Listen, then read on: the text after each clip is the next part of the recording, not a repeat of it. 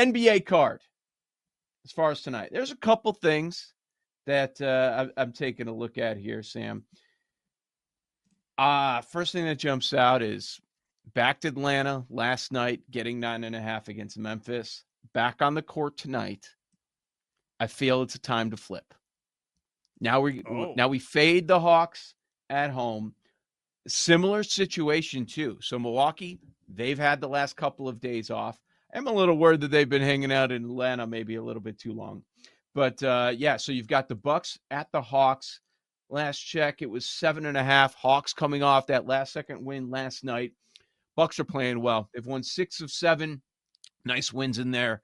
Nuggets, Clippers, the extra rest. So I think that's a pretty good spot. You are laying 7.5 on the road, but the Bucks should be able to take care of business tonight. There's been a little bit of a buyback down to 7, but remember, this opened overnight Milwaukee 5, favored by 5. Oof. Gets bet out, and then they came back and bet Atlanta back at 7.5. So it seems to be settling around 7. Pinnacle just now on my screen moved to 6.5. So clearly some resistance on the Hawks side at 7 or bigger. I did not check the injury news on this game. If you give me 3 seconds, I will. It looks like Atlanta's going to be, Atlanta's at full strength for the most part. I mean, the guys that are out already are out, but nobody new is out. So that was just an early bet up on Milwaukee and then a bet back in the last hour on the Atlanta Hawks. What do you think about the Warriors as a sizable underdog at the Knicks? Getting what, 5.5 still? I don't think Curry's going to play. That's my guess. Okay, 4.5. He's questionable. Right.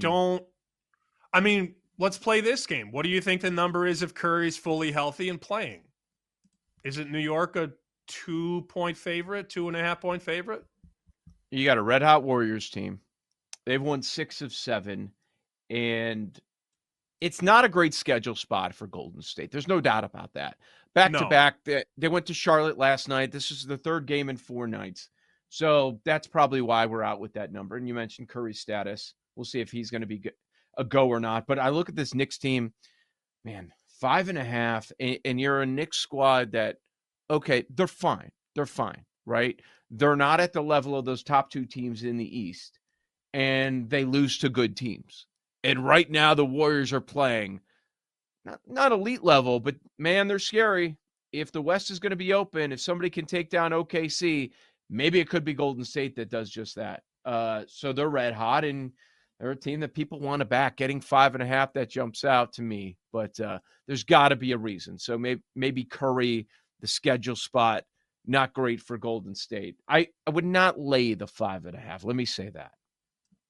Well, it's 4.5 now, but if he's out, it could go to 5.5, 6. It could, at which point there will be some eventual buyback. I mean, basketball sides always have buyback.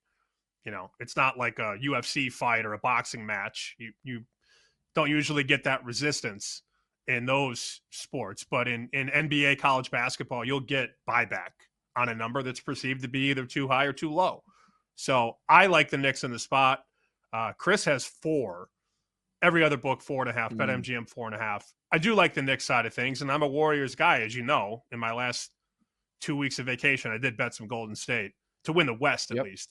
And then I see Clippers, Phoenix, and I sort of want to lay the points with the Clips, but I don't know. I don't love those short road rolls usually, but I do lean Clippers late tonight, 10 o'clock East, Clippers at the Suns.